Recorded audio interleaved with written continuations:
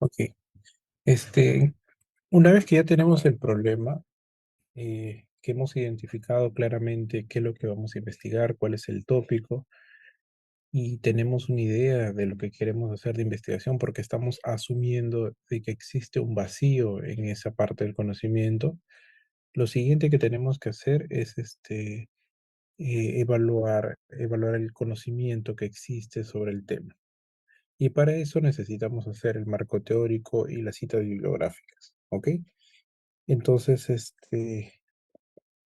para un poco avanzar, rápidamente para decirles que el marco teórico no es otra cosa que ese conjunto de conocimientos, ya que ustedes toda la vida lo han usado, cada vez que hacen una monografía o algún trabajo que les dejan en la universidad, siempre les piden un marco teórico que viene a ser la base del conocimiento, ¿cierto? Y eh, ustedes usan múltiples alternativas para construirlo, ¿no? Algunos usan UpToDate, otros usan literatura en español, otros usan sus libros, todo es válido, ¿ya? Pero cuando hacemos investigación es un poco diferente, porque el objetivo de la investigación no es que ustedes hagan una monografía sobre un tema, sino que intenten resolver el problema usando el conocimiento, ¿ya? Entonces todo gira alrededor del problema. Esto es para que siempre recordemos, por favor, ya que el objetivo del marco teórico no es otra cosa que trabajar con el problema, ¿ya? Es trabajar con el problema, tratar de explicarlo y orientar la investigación. O sea, si ustedes están haciendo, por ejemplo, sobre nivel de conocimiento, no sé, en dengue, ustedes no van a hacer una monografía sobre el dengue, sino que se van a centrar. Para eso es importante que ustedes sepan en qué parte de la prevención están. Si ustedes están hablando sobre nivel de conocimientos en la población, ustedes hablarán sobre el primer nivel de atención, que sería sobre la prevención primaria. Sobre prevención primaria específicamente se concentrarían en promoción de la salud. Promoción de la salud del dengue, ya en el dengue. Entonces, eso significa que cuando tengan que hacer su revisión bibliográfica, no me van a hablar de signos y síntomas del dengue, no me van a hablar de tratamiento del dengue, no van a hablar de diagnóstico del dengue, sino se van a centrar principalmente en epidemiología del dengue y en cómo prevenirla desde el punto de vista de la prevención primaria. O sea, cómo podemos mejorar el, eh, la incidencia del dengue, cómo disminuirla, mejorando la promoción de la salud. ¿Y qué significa eso? A ver, si yo les hago la pregunta, de acuerdo a la semana pasada, ¿cómo puedo mejorar el dengue desde la promoción de la salud? Que sería lo que ustedes tienen que hablar en el nivel de conocimiento sobre la prevención del dengue.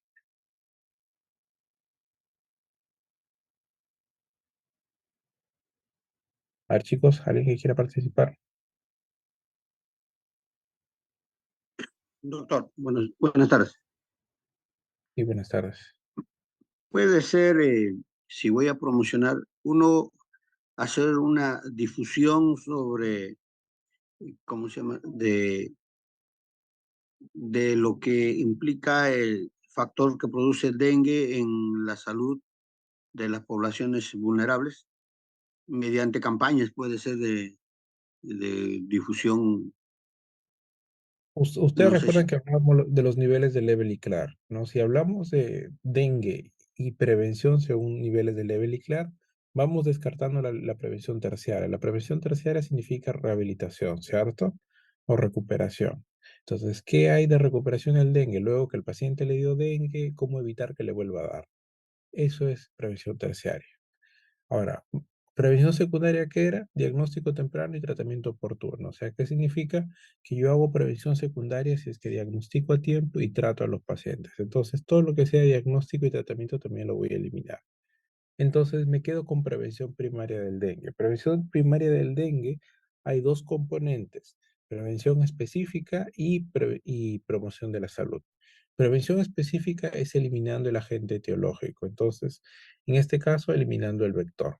Entonces, todos los trabajos que tengan que ver con eliminación del vector, ustedes han visto que actualmente hay incluso tratamientos o mutaciones que se está tratando de inducir a los vectores para que ya no transmitan el dengue.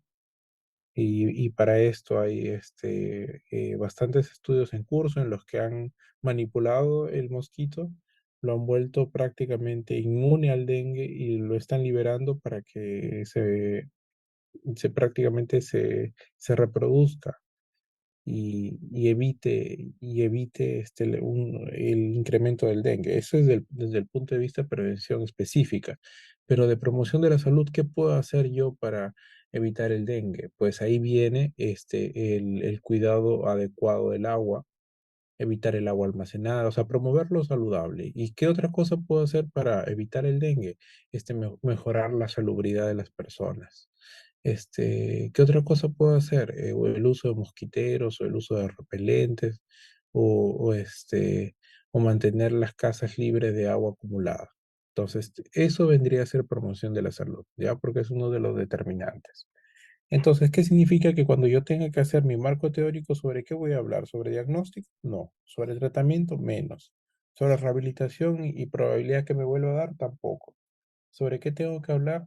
Tengo que hablar de cómo impacta el cuidado del agua potable, o cómo impacta el nivel de conocimientos sobre promoción o sobre estas medidas para evitar la transmisión del dengue. ¿Ya? Eso es para que ustedes hagan su marco teórico y no se vayan por las ramas, ¿ya? Entonces, ¿qué es lo que hacemos primero? Revisamos la literatura, detectamos qué es lo que nos interesa, obtenemos la literatura pertinente, consultamos la literatura pertinente, extraemos, recopilamos y finalmente construimos nuestro marco teórico. Esos son todos los pasos. Ya, estas son las funciones. El marco teórico nos ayuda a ampliar nuestro conocimiento, nos ayuda a plantear la hipótesis. Una vez que ya hemos revisado todo, ya tenemos la respuesta a nuestro problema. Ya, nos va a ayudar a orientar los datos, ya, va a permitir encontrar relaciones, nos va a dar un marco de referencia para interpretar los resultados, nos ayuda a familiarizarnos ya con diversos tipos de metodología y adicionalmente nos permite construir argumentos convincentes. Pero ustedes deben recordar que el marco teórico tiene tres componentes. En uno nos vamos a centrar principalmente en los antecedentes. En el segundo es el marco teórico propiamente dicho, que es ustedes donde ponen las bases teóricas. Y es aquí donde les digo de que tenemos que ser muy específicos en base a lo que nosotros queremos hacer. Por ejemplo, he visto trabajos que hablan sobre el nivel de conocimiento sobre la diabetes y se pone a hablar de la hemoglobina glicosilada, del diagnóstico, del tratamiento, de complicaciones, etcétera. Eso no puede pasar, ¿ya? Y definición de términos básicos. Estos términos básicos van a ser las variables que vamos a usar, ¿ya? Que son los que sí o sí debemos definir teóricamente. Entonces, finalmente, perdón, para empezar, vamos a hablar de antecedentes del problema. Y los antecedentes significa trabajos similares o trabajos, ustedes han seleccionado trabajos, ya sean tesis previas o artículos publicados, donde ustedes van a criticar y van a revisar lo que se ha publicado. Van a extraer la información. Esto no es copiar y pegar el resumen, ojo. Por ahí siempre hay un problema y esto también, acuérdense que esto se evalúa por Turnitin, de que si ustedes copian y pegan simplemente el contenido del resumen, van a tener como resultado de que les va a salir un nivel de plagio bastante alto. Entonces, desde ahora les digo, hay que tratar de evitar eso, ¿ya? Porque hay alguien esperando. Ok, ya. Entonces, ya les dije que los antecedentes pueden venir de libros, monografías, artículos, trabajos, libros, etcétera, o de congresos, conferencias, etcétera. Entonces, vamos a tener tres tipos de fuentes, principalmente las fuentes primarias, que son la mayoría de sus trabajos tienen que tener fuentes primarias. O sea, si tenemos que poner un porcentaje, yo diría que sería un 80% de fuentes primarias. Fuentes secundarias son aquellos, por ejemplo, un libro, una revisión, una tesis. Puedo poner una que otra tesis porque es una fuente secundaria. Y una fuente terciaria es aquella donde están prácticamente, donde se revisan todos estos tipos de fuentes secundarias. ¿Y cuáles son estas? Por ejemplo, puede ser una guía de práctica clínica, o puede ser una revisión donde lo que ha hecho no es presentar un trabajo original, sino más bien lo que ha hecho es prácticamente revisar otras revistas o otras publicaciones para poder construir, ¿ya? Entonces, esto es más o menos, vamos de más a menos los tipos de estudios originales. Y acá debemos recordar que por ejemplo, si nosotros queremos brindar información mucho más elaborada o mucho más sólida, vamos a usar principalmente metaanálisis y guías de práctica clínica basadas en evidencia. ¿Dónde está esta información? En Cochrane, en UpToDate, ¿ya? Y podemos usar estudios originales, también podemos. De preferencia, ¿cuáles? Ensayos clínicos o artículos de tipo analíticos, cohortes o casos y controles, ya que es lo clásico que nosotros vamos a encontrar en Puppet o en Scopus. Ya, entonces, ¿cómo accedemos a buscar información? Aquí vamos a hacer un pequeño taller el día de hoy de cómo buscar información y cada uno de ustedes vamos a hacer múltiples ejercicios durante la práctica para ver cómo pueden buscar ustedes información sobre su tesis.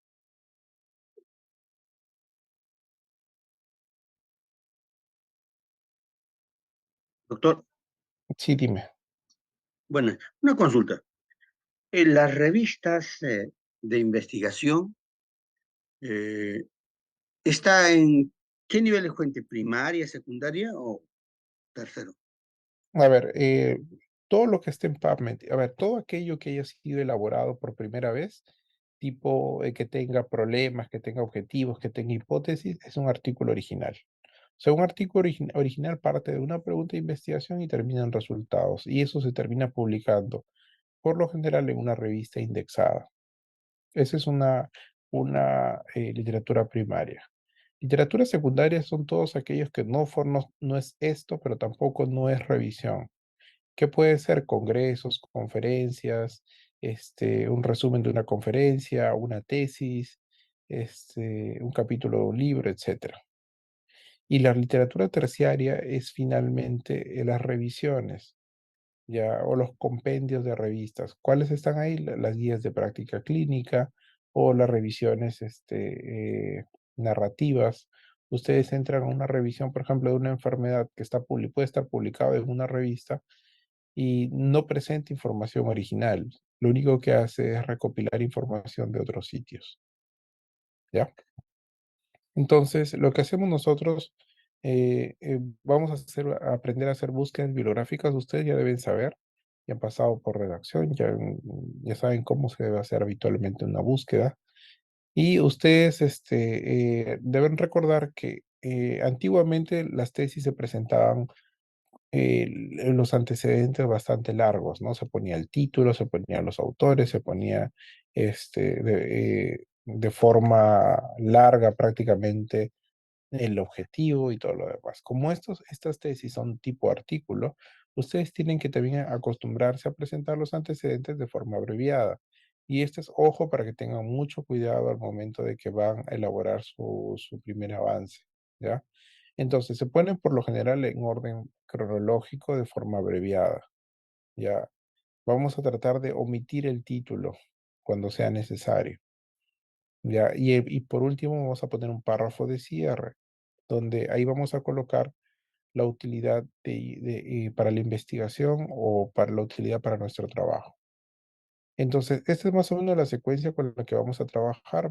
Empezamos de antecedentes cronológicos, pero teniendo en cuenta que primero vamos a colocar los antecedentes mundiales o internacionales, que deben ser la mayoría, luego los antecedentes regionales y luego los locales. Si no encontramos esta secuencia, podemos utilizar, por último, antecedentes con contenido similar. Por ejemplo, si yo estoy haciendo mi trabajo sobre el nivel de conocimiento sobre depresión y supongamos en el supuesto de que yo no encuentro nada de depresión, puedo hacer nivel de conocimiento sobre ansiedad. ¿Cierto? Ahora, supongamos que yo quiero hacer mi trabajo sobre dengue. No encuentro nada de dengue. Puedo utilizar, por ejemplo, otra enfermedad que se transmite igual, por ejemplo, Zika o fiebre amarilla, para poder simplemente utilizar la metodología que este estudio ha presentado. ¿Ya? Luego pasamos a la segunda parte, donde vamos a colocar lo más importante, pero dentro del problema. Ojo, era lo que les decía. Si yo tengo que hablar sobre el nivel de conocimiento de prevención del dengue, hablaré sobre prevención del dengue. No tengo por qué hablar de tratamiento, no tengo que hablar de drogas o de soporte, etcétera. No, ¿ya? Entonces la idea es que en los fundamentos o bases teóricas, por lo general, tengo que poner las leyes, principios, teorías que existen sobre el tema. Entonces la base teórica finalmente me va a permitir explicar cuándo ocurre un fenómeno, sistematizar, me va a dar conocimiento sobre un fenómeno y predecir, ¿ya? Entonces voy a explicar, sistematizar, predecir, ¿ya? Entonces, para construir una base teórica, la bibliografía que yo voy a consultar, ¿ya? Por lo general, debería mostrar existencias de teorías, ya que ya estén desarrolladas sobre el tema, o que se puedan aplicar en nuestro tema, o que haya teorías de otros campos que yo pueda aplicar a mi tema, ¿ya? Si es que no existe conocimiento sobre el tema, yo podría utilizar componentes o ideas vagas de otras investigaciones para intentar explicar lo que ocurre con el problema que estoy presentando. Ya, estas son las recomendaciones para el marco teórico. Se debe evaluar el problema, siempre nos vamos a centrar en el problema. Ya, vamos a identificar los elementos teóricos para el problema, las variables principales para el problema, qué relación hay entre esas variables. Vamos a establecer cuál es la relación que hay entre las variables para poder hacer finalmente la hipótesis.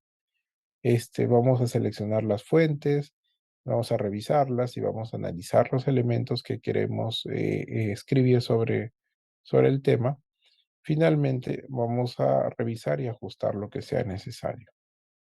Y por último, tenemos dentro de los componentes del marco teórico la definición de términos. Entonces, la definición de términos no es otra cosa que describir, es como hacer un glosario de las variables que vamos a utilizar o de los elementos que van a estar involucrados en la investigación. Entonces, debemos recordar que estas definiciones de términos por lo general son los términos mesh. Así que yo les voy a pedir que cuando ustedes coloquen qué términos se han utilizado sean términos mesh y pongan su traducción inclusive en inglés entre paréntesis. ¿Ya? ¿Por qué? Porque debemos acostumbrarnos a trabajar con método o de forma metodológica aceptable, o sea, ser metódicos. ¿Qué significa? De que si cualquier persona quiere venir y revisar nuestra tesis, o si el jurado de tesis quiere revisar los artículos, puede coger esos términos y puede introducirlos acá en PubMed y por lo tanto va a obtener la misma búsqueda que nosotros utilizamos. Acá ahorita, en estos minutos, voy a hacer un ejercicio simplemente para que ustedes se den cuenta. Ya, vamos a recordar esto, ya, que en PubMed se usa la lógica booleana. ¿Y qué es la lógica booleana? Ustedes llevaban los diagramas de Ben-Euler en el colegio, ¿cierto? En los diagramas de Ben-Euler había la intersección. ¿Qué es la intersección? AND. La intersección es la unión entre este conjunto y el conjunto azul, ¿cierto? Entonces es esta zona morada. Entonces vamos a usar el mismo concepto de los diagramas de Ben-Euler para poder explicar cómo vamos a hacer nuestra búsqueda. Por ejemplo, pueden haber 1 millón de artículos sobre vacunas y otro millón de artículos sobre COVID-19, pero al momento de intersectarlos, me va a dar los artículos que tienen el término mesh de vacunas y COVID-19. Esa es la forma como debo buscar. Obviamente también puedo utilizar OR. OR significa unión. ¿Qué significa esto? Que voy a ampliar el conjunto de vacunas más el conjunto de COVID-19. Obviamente, ¿cuál de los dos me hace la búsqueda más pequeña? AND o OR. ¿Cuál de los dos me hace la búsqueda más pequeña, más exacta, con menos In, artículos? y, Y, El and. or. ¿cierto? Y me hace con menos artículos, o me aumenta el número de artículos, porque me aumenta el conjunto. ¿Ok? Entonces vamos a hacer ahorita, también puedo excluir. Por ejemplo, también supongamos que yo no quiero que me aparezcan artículos experimentales. Entonces puedo usar not. Not es para excluir artículos. ¿Ya? Entonces, teniendo en cuenta eso, vamos a hacer rápidamente un ejercicio y ustedes saben ya cómo usar citas bibliográficas. Esto yo ya no tengo por qué hacerles recordar, pero en la práctica lo vamos a mencionar, de que ustedes tienen dos opciones. Es más, yo les cuento algo que de repente se les va a salir de la cabeza. Ustedes saben que yo no estoy en el Perú. Ustedes saben que fuera del Perú ya no se usa mucho Word. O sea, ni siquiera para diapositivas se usa Microsoft PowerPoint, ya no se usa. En el mundo científico se usa más LaTeX. El LaTeX es como si fuera un Word muy primitivo, pero donde te concentras en escribir más que en darle formato. Y al ponerle unos códigos, estos códigos automáticamente te ordenan la bibliografía y te ordenan todo. Esa es como que una forma, los libros, por ejemplo, los libros, las revistas y todo lo demás finalmente transforman su contenido al LaTeX, ya que es como decir la forma más avanzada de escribir. Pero en nuestro caso nosotros vamos a todavía utilizar Word. Entonces, para usar Word yo debo recordar que van a haber dos tipos de citas, las citas textuales, las citas indirectas, ¿ya? Donde ustedes, principalmente para que no les detecte el Turnitin, utilicen citas indirectas. ¿Qué quiere decir? Parafraseen. Si van a citar textualmente a un autor o lo que ha puesto en su publicación, no se olviden de colocar comillas, ¿ya? Si ustedes no colocan comillas, les va a aparecer como plagio. Y esto es lo que solía pasar, por ejemplo, en los casos, esto de los fiscales que supuestamente les habían encontrado que plagiaban, no es otra cosa que se olvidaron de poner comillas o, o de repente le pusieron cursiva y por lo tanto el Turnitin lo reconocía como plagio. Entonces es por eso que no debemos confiar completamente en Turnitin. A pesar de que hemos hecho el Turnitin, debemos revisar el trabajo para ver qué áreas han sido sombreadas. Acuérdense que es un software, es una máquina. Entonces nosotros debemos hacer también una revisión para encontrar dónde está el error, ¿ya? Estos son ejemplos de citas en el texto, ¿ya? Donde ustedes ven, inclusive acá, como pone como pone prácticamente, entre paréntesis a los autores, ¿ya? Y las referencias bibliográficas que simplemente colocan los números y luego al final se colocan las referencias. Va a depender bastante del tipo de revista. Algunas revistas aceptan citas en el texto, otras aceptan solamente referencias bibliográficas. En nuestro caso, solamente referencias bibliográficas. Ojo. Y para eso ustedes deben conocer que existe Zotero y Mendeley. El resto no les explico porque EndNote se tiene que pagar la suscripción, no tenemos, y RefWorks ya no se usa mucho. ¿Ya? Lo que más se usa es Zotero y lo que más se usa es Mendeley. Ustedes por la universidad tienen acceso a Mendeley, entran con su correo institucional y su clave y también pueden entrar a Scopus, se sincronizan. Pero el que es gratuito es Zotero. ¿Ya? Y las normas Vancouver, que también ya las conocen, donde tenemos principalmente cómo se debe escribir, los artículos y mm, regla general. A ver, yo les comento, hay veces en las que ni siquiera me acuerdo cómo se escribe esto en Vancouver, pero yo les cuento como que un secreto para que no se olviden nunca, ¿ya? Vancouver, y esto viene en el examen, ¿ah? Porque ese es lo más importante que me interesa que recuerden. Vancouver solamente acepta 6 autores, ¿ya? Ojo, Vancouver solamente acepta 6 autores. Si hay más de 6 autores, se tiene que poner et al, que significa y todo lo demás en latín, ¿ya? Entonces, ustedes clásicamente van a ver, cuando ven un artículo que tiene 6 autores y luego tiene et al, significa de que el artículo tiene más de 6, pero que es Vancouver. Segundo punto, que Vancouver trabaja con apellidos y los nombres van en iniciales, como ustedes pueden ver aquí. Luego de los nombres de los autores, viene el nombre del artículo, Luego del nombre del artículo viene el nombre de la revista.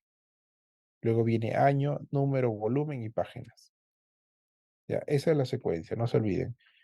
Nombres primero, acuérdense. Nombres de los autores, luego nombres de la revista, del artículo, luego nombre de la revista. Es como si fuera de menos a más, ¿no? Los autores, su producto y dónde publicaron el producto. Y luego viene la secuencia año, número, volumen, páginas. Y si es que está disponible en internet, se pone available in dos puntos la página web. Pero es suficiente que ustedes sepan esto. Este es el que más me interesa. El resto ya son cosas mucho más específicas sobre cómo se narra, por ejemplo, un libro, que es muy parecido. Pero este es lo más importante, como les dije, son 6 autores y luego tal. Y cuando hay el libro, hay que poner el capítulo del libro y todo lo demás, ¿ya? Entonces, no voy a profundizar en esto porque esto es algo que ustedes ya deberían saber y al mismo tiempo es algo que se aprende con la práctica, ¿ya? Pero vamos ahora a hacer estos son ejemplos, ven igual autores, apellidos, luego nombre y iniciales, si hay más de 6 va etol, luego nombre del artículo, luego nombre de la revista, luego va año, ya acá dice 2020, finalmente número, volumen y páginas, ¿ok? Este es el que más se deben acordar ustedes como regla general para toda la vida. El resto ya son cosas mucho más específicas, ¿no? Sobre cómo se narra, cómo se cita una diapositiva, cómo se cita una página web, etcétera. Pero eso lo pueden ustedes revisar justo en el momento que van a publicar, ¿ya? Y todos los libros también voy a pasar. Casi todos tienen el mismo concepto, pero el más importante es el que les he mencionado.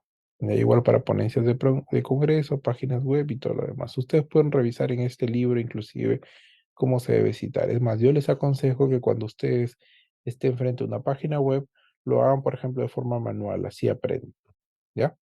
Ok, entonces ahora vamos a hacer un pequeño ejercicio en los últimos minutos que nos queda.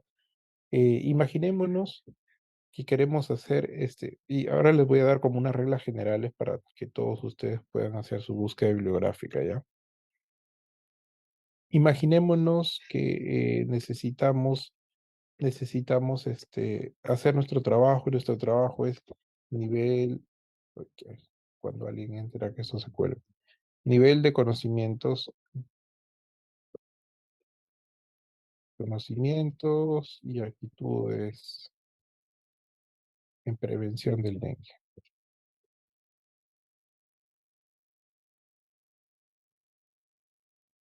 Y la clásica, en estudiantes de medicina. No estoy diciendo que esto esté mal, pero me parece a veces muy trillado, ¿ya? Que es muy frecuente. Ok, supongamos que ese es nuestro trabajo. Ahí, creo que ya lo vieron acá. Sí, lo ven. Nivel de conocimientos, actitudes en prevención de dengue en estudiantes de medicina. Si yo tengo que desglosar este concepto, si yo tengo que desglosar este concepto, ¿qué términos claves creen ustedes que hay acá? Rápidamente yo puedo encontrar uno, Cono- conocimientos y actitudes, ¿cierto? Díganme Ajá.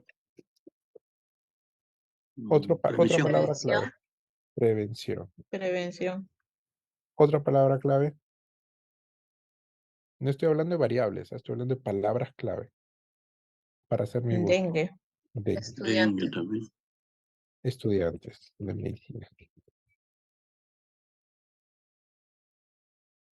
Y finalmente vamos a tener el tipo de estudio. ¿Qué tipo de estudio? Esto es importantísimo, ¿ya? Que siempre busquen con el tipo de estudio. Para que no les aparezca, pues, estudios en ratas, estudios en perros, estudios en animales, ¿ya? Esto es un tipo de estudio observacional.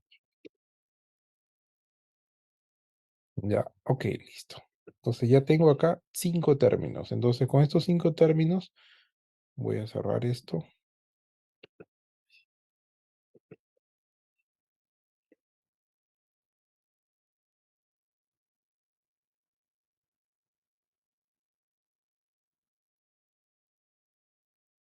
Estoy con el cherry de la universidad. Vamos a entrar a esto que se llama PubMed.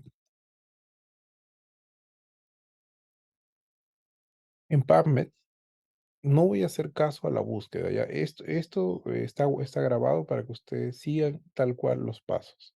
Lo clásico que ustedes han hecho en PubMed es acá escribir como nivel, knowledge, attitudes, medical students, dengue, plus something else. Ok, pero no vamos a hacer eso. Ya, vamos a entrar. Esta es una forma un poco más avanzada de hacer búsqueda. Voy a ignorar todo lo que me han dicho, cómo se hace la búsqueda previamente. Voy a entrar acá donde dice Mesh Database, porque esos son donde yo voy a buscar los términos. Acuérdense que mi búsqueda va a ser, voy a descomponer mi proyecto en pequeños conceptos y sobre esos conceptos voy a hacer la búsqueda. Entonces, ¿cuál es el primer concepto? A ver, ¿se acuerdan? Mm, Acá lo tengo que escribir en inglés. Knowledge, Actitudes. attitudes.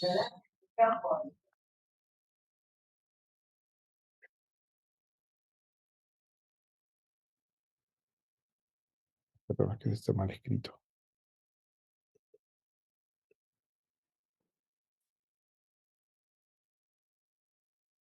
Aquí está. Entonces, ven ustedes, me ha parecido este único concepto que es el más adecuado. Ya, por ejemplo, actitudes a la salud. Acá está. ¿Ya? Health, knowledge, attitudes and practice. Todo esto está dentro de uno solo. Entonces, lo voy a poner acá. Buscar, no voy a hacer nada más. Voy a poner buscar en PubMed. Perdón, agregar a la búsqueda y buscar en PubMed. ¿Cuántos me aparecen acá con este concepto? 126.000. Estoy haciendo como mis diagramas de Ben Euler, como les dije en la clase. 126.000. ¿Ok? Listo. Pero regreso atrás, atrás otra vez. ¿Cuál era mi segundo concepto? ¿Se acuerdan? Prevention. Ok, buscar acá. Y acá me aparece lo que les decía, prevención primaria, secundaria, terciaria. Pero yo ahora me dice, doctor, yo no sé qué poner. Vamos a entrar al concepto más grande, que puede ser este. ¿Ya? O puedo entrar de repente a prevención primaria, lo agrego y le pongo buscar. Pero como no está dentro todavía de mis conceptos, lo voy a guardar simplemente y al final va a ser el comodín, el que puedo o no puedo usar. ¿Ya? Entonces regreso otra vez y voy a buscar otro término. ¿Cuál era el otro término? Medical students, ¿cierto?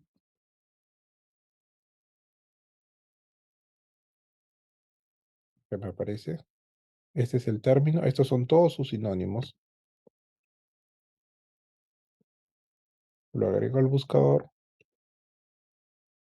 Me aparecen 43.759 resultados. No me voy a poner a mirar. Y voy a hacer otra búsqueda más. Dengue, ¿cierto? Que sí es importante. Entonces me aparece acá dengue. Hago clic. Y acá voy a seleccionar qué me interesa del dengue. Me interesa prevención, ¿cierto? Aquí está, prevención y control. Entonces hago clic aquí. Lo agrego en PubMed y le pongo buscar. Obviamente también lo podría, vamos a eliminar esta parte de prevención y control para que quede muy, muy amplio, ¿ya? Para que no se compliquen. Habitualmente la forma como se busca, cuando ustedes ya saben el término, simplemente le ponen entre comillas y entre corchetes le ponen mesh, tal como está ahí. Entonces acá tengo 16.000 resultados, ¿ok? Que tampoco los voy a revisar. Y por último, voy a buscar estudios observacionales, ¿cierto? O estudio transversal, cualquiera de los dos. Entonces, este es el tipo de estudio y le pongo otra vez buscar en PubMed. Entonces, como ustedes se dan cuenta, he buscado los términos uno por uno. Y ustedes van a decir, ¿y ahora qué? Ahora vengo acá a búsqueda avanzada. Y acá me va a aparecer lo que les dije, A, O y NOT, lo que les dije en la clase. Entonces, vamos a mezclar. Entonces, voy a mezclar el número uno. ¿Cuál es el número uno? Este es el número uno, ¿cierto? Este es el número uno. Lo puedo poner, agregar al query si es que quiero. O simplemente puedo poner acá el número uno, perdón. Número uno. Y le pongo agregar. Ya tengo en el query box el número uno. ¿Qué más le voy a agregar? Le voy a agregar el que estoy seguro primero. ¿Cuál es el seguro? El número 3. Les dije que el número 2 quedaba como comodín, ¿cierto?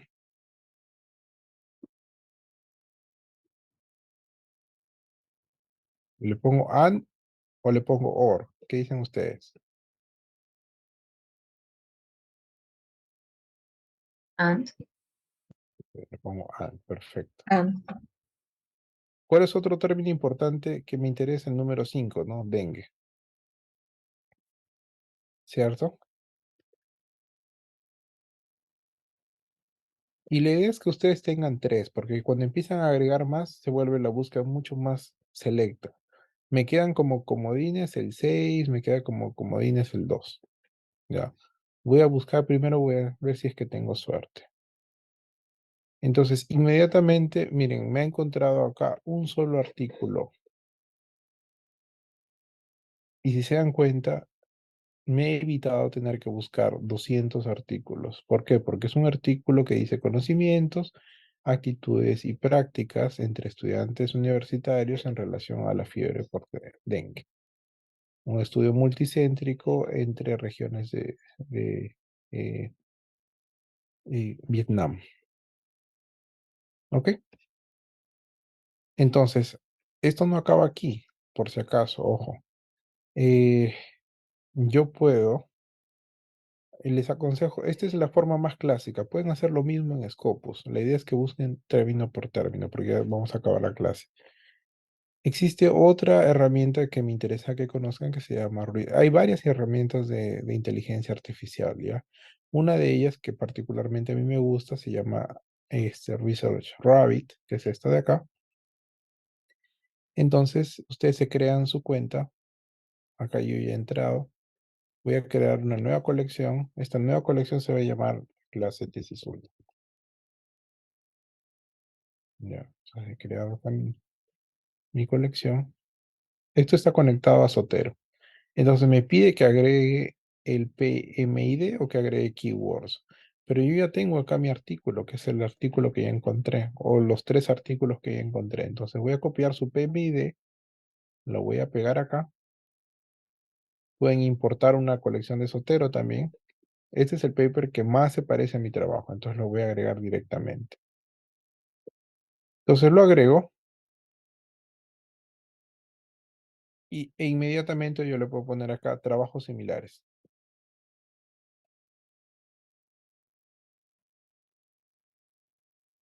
Ya, entonces me van a aparecer, miren ustedes, trabajos de repente, como no hay trabajos similares sobre actitudes y conocimientos sobre el dengue, me aparecen actitudes y conocimientos sobre el COVID o actitudes y conocimientos sobre otras enfermedades. Acá me aparece un estudio en la comunidad sobre dengue. Entonces es mucho más fácil. Es más, yo puedo incluso ordenarlos por tiempo. Y me van a aparecer estos artículos que están acá de repente, son los más importantes. Y yo también puedo ordenarlos por número de citaciones para ver cuáles son los más importantes o por relevancia. Me van a aparecer los artículos más relevantes al inicio. ¿Ok? Entonces yo también puedo explorar, por ejemplo, artículos que han citado este trabajo. Miren, acá hay otro. Conocimiento y práctica. Y de repente este no me aparecía previamente, pero acá hay 3 artículos que han citado este trabajo previo. Este de acá, que es el mismo, ¿no? Estudio en conocimiento y práctica sobre el dengue en en estudiantes de medicina de este país de Bengal del Oeste. No, nunca en mi vida he escuchado este país. Pero ustedes pueden utilizar este otro artículo. Creo que esto es en India, sorry. Sí, Kolkata, India. ¿Ya?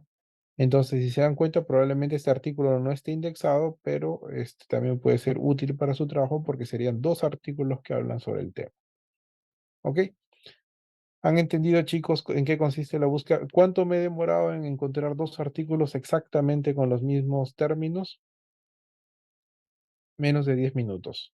Si es que lo hago de la forma tradicional, en que me pongo a buscar en Google, me van a aparecer, me va a aparecer spam, me va a aparecer virus, me va a aparecer cualquier cosa, y si lo hago en PubMed, me van a aparecer artículos que no tienen nada que ver, artículos en ratas, artículos de tratamiento, guías de práctica clínica, cosas que no le he pedido. Entonces, por eso es importante que ustedes sepan hacer la búsqueda bibliográfica en PubMed, ¿ya? ¿Han entendido, por favor? ¿Me dicen sí o no? Sí, doctor. Ya, Sí, ok. doctor, pero hay que practicarlo bastante. Así es. Esto requiere un montón de práctica, pero cuando ustedes lo logren, van a ser expertos en búsquedas, ¿ya? Ok, listo chicos, ahora sí pasamos a la práctica. Nos dividimos para entrar cada uno con sus docentes y ahora sí, por favor, se van preparando para, en base a lo que ustedes han hecho, vamos a hacer búsqueda bibliográfica de forma exacta, vamos a encontrar cuáles son los términos y son los mismos términos que ustedes van a tener que escribir en su trabajo, ¿ya? Ponen su traducción en español y su traducción en inglés, que son los términos mesh, ¿ya? Mejor dicho, en su proyecto, en la parte de definición de términos, entre paréntesis van a tener que poner el término mesh, que es con el término que han hecho su búsqueda bibliográfica. ¿Ok? Listo. Entonces, les doy unos minutos. Por favor, se van distribuyendo para entrar cada uno con sus docentes. Gracias, doctor.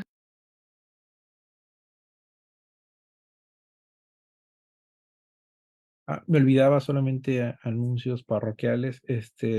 No se olviden que la próxima semana empieza la entrega de la PC1 y la PC1 son todos los capítulos. Imagínense que ya vamos a llegar hasta hipótesis. Entonces tienen que presentar toda la primera parte con el formato oficial de la universidad, que ese es el formato que les voy a subir esta semana. ¿Ok?